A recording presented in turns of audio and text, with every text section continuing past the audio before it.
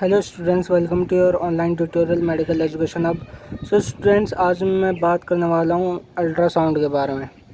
आज हम अल्ट्रासाउंड के बारे में बात करेंगे कि अल्ट्रासाउंड है क्या और लोअर एब्डोमेन का अल्ट्रासाउंड कैसे पढ़ते हैं, कैसे देखते हैं। ठीक है, तो फ्रेंड्स, ये अल्ट्रासाउंड लोअर एब्डोमेन का है। ठीक है, ये एब्डोमेन का अल्ट्रासाउंड है। और सबसे पहले इसमें क्या होता है कि जो पेशेंट होता है, पेशेंट का नाम, एज, जेंडर, ठीक है, और उस एग्ज़ाम डेट और हाइट, वेट, उसका वो सब रजिस्टर करा लिया जाता है जब अल्ट्रासाउंड होता है।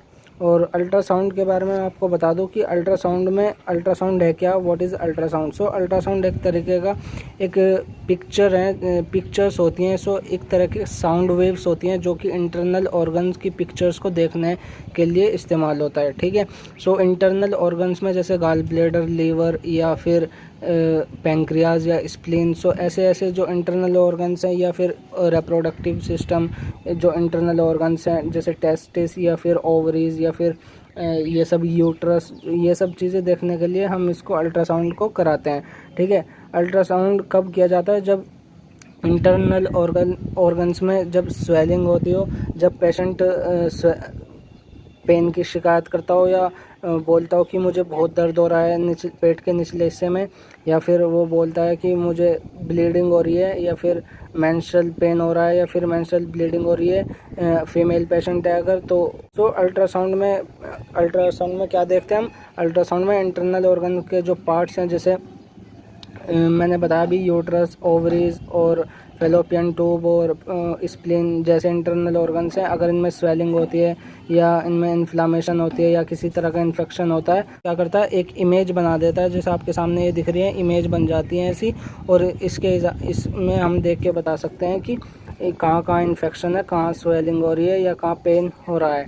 ठीक है, तो अल्ट्रासाउंड की अगर हम बात करें तो अल्ट्रासाउंड कैसे हम पढ़ेंगे। ठीक है, ये लिखा हुआ है अल्ट्रासाउंड लोअर एब्डोमेन। ठीक है, अल्ट्रासाउंड लोअर एब्डोमेन का है। यूट्रस में हम देखेंगे कि यूट्रस नॉर्मल साइज, यूट्रस के सामने लिखा है नॉर्मल साइज, तो साइज नॉर्मल है, शेप भी नॉर्मल है और इको टेक्सचर में है। मायोमेट्रियल इकोजेनेसिटी अपीयर होमोजेनियस, तो जो मायोमेट्रियल लाइनिंग है और ठीक है वो भी होमोजेनियस है, यानी सिमिलर है, नॉर्मल है यानी शेप। ठीक है ना, उसका साइज जो उसका टेक्सचर है वो नॉर्मल है। अब यहाँ आप देखेंगे कि written POCS seen 16.8 into 12.5 mm, तो यहाँ पे हम देख सकते हैं कि रिटेन POCS सीन यानी POC पोक्स हुआ है पेशेंट को।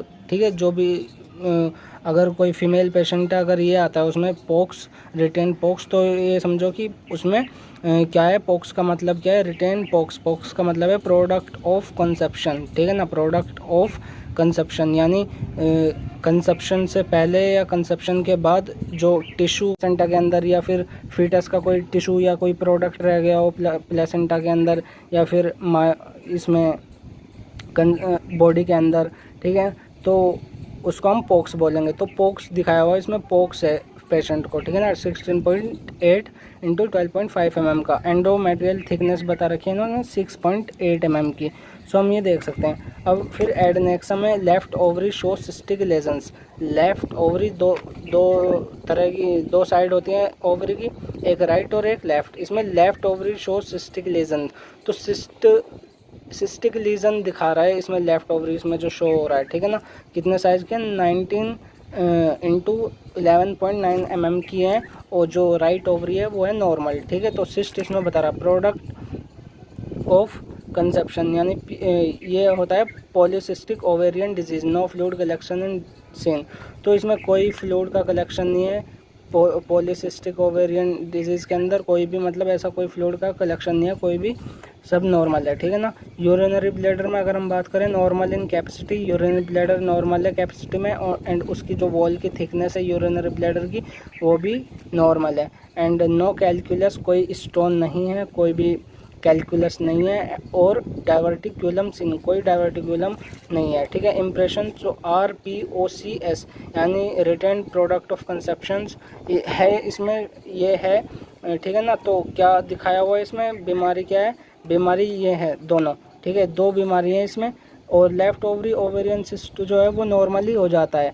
ठीक है ना। ये नॉर्मल होता है वुमेंस के अंदर, लेफ़्ट ओवेरियन सिस्ट या राइट ओवेरियन सिस्ट। जो ओवेरियन सिस्ट होता है वो नॉर्मली वुमेंस के अंदर या जो फीमेल होती हैं फीमेल्स के अंदर नॉर्मली आ जाता है, ठीक है। बट ये जो रिटेन्ड प्रोडक्ट ऑफ कंसेप्शन है ये तभी आता है जब प्रेगनेंसी के बाद आ सकता है, ठीक है। जब या फिर जब कंसेप्शन के बाद आ सकता है, या फिर डिलीवरी के बाद आ सकता है, या सिजेरियन डिलीवरी के बाद आ सकता है, या कोई सर्जरी हुई है उसके बाद हो सकता है, ठीक है। ये प्रोडक्ट रह जाता है प्लेसेंटा के अंदर ही, ठीक है।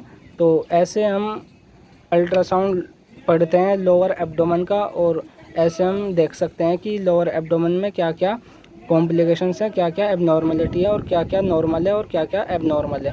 सो गाइज़, अगर आपको ये वीडियो अच्छी लगी है और नॉलेजेबल लगी है, अगर ये वीडियो यूज़फुल रही है आपके लिए, तो प्लीज़ सब्सक्राइब कर देना, लाइक कर देना एंड शेयर करना, और कमेंट में ज़रूर बताना कि अगला टेस्ट मैं किसके बारे में बताऊं, कौन सा टेस्ट आपको देखना है, ठीक है, या कौन सा अल्ट्रासाउंड या किस चीज़ के बारे में आपको पढ़ना है, ठीक है। तो till then take care, bye bye.